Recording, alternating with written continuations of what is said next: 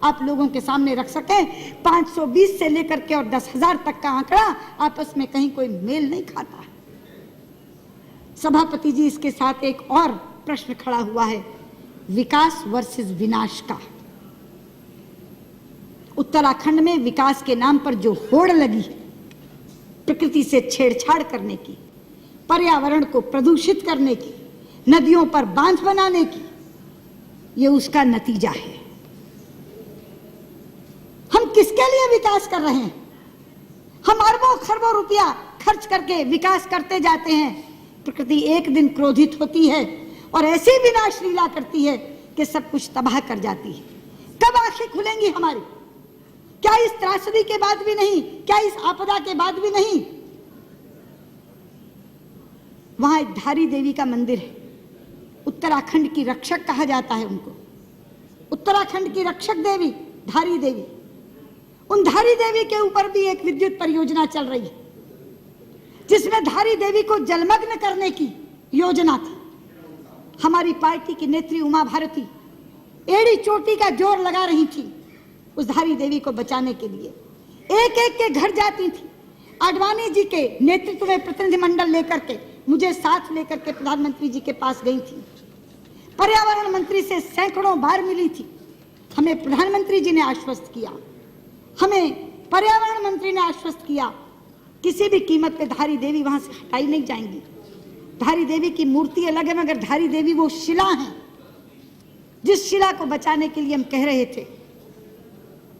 लेकिन सभापति जी, आप जानते हैं ये मात्र संयोग नहीं है। मैं सदन के लोगों को बताना चाहती हूँ, उधर 16 जून को धारी देवी जलमग्न हुई। उसी दिन धारी देवी जलमग्न हुई और इधर केदारनाथ में जल प्रलय आया, जो ऐसा जल प्रलय आया जो हजारों जिंदगियों को लील गया, जो एक विनाश की लीला करता हुआ चला गया। हमारे शास्त्रों में एक श्लोक है,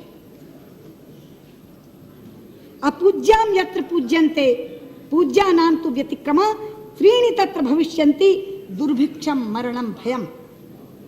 जहां अपूज्य लोगों की पूजा होती है मगर पूज्यों का तिरस्कार होता है, वहां 3 चीजें घटती हैं, अकाल, मौत और भय। ये वहां की पूज्या उत्तराखंड की रक्षक देवी धारी देवी का तिरस्कार हुआ और तीनों चीजें आ गई। लोग भुखमरी से भी मर रहे हैं, मौत का भी तांडव हो रहा है और भय भी वहां व्याप्त है। इसलिए मैं कहना चाहती हूं, ये जो विकास वर्सेस विनाश का प्रश्न है, ये आज मुंह बाए खड़ा है। वहां गंगा जी के ऊपर कितने बांध बन रहे हैं आप जानते हैं। योजना आयोग की चतुर्वेदी समिति ने गंगा, भागीरथी और अलकनंदा पर 70 बांधों की स्वीकृति दी है। 70 बांधों की। आज रेवती रमन जी यहां बैठे नहीं हैं, 2-2 बार चर्चा कराई है इस सदन में उन्होंने। हम सब सांसदों को साथ लेकर प्रधानमंत्री जी के पास जाते हैं। सभापति जी, गंगा हमारे लिए साधारण नदी नहीं है, गंगा हमारे लिए मां है। पता नहीं आप उस दिन थे सेंट्रल हॉल में कि नहीं, मुझे आश्चर्य मिश्रित हर्ष हुआ था। इतना हर्षित हुआ था मन, जापान के प्रधानमंत्री ने केंद्रीय कक्ष में संसद के दोनों सदनों के सांसदों को संबोधित करते हुए जब गंगा जी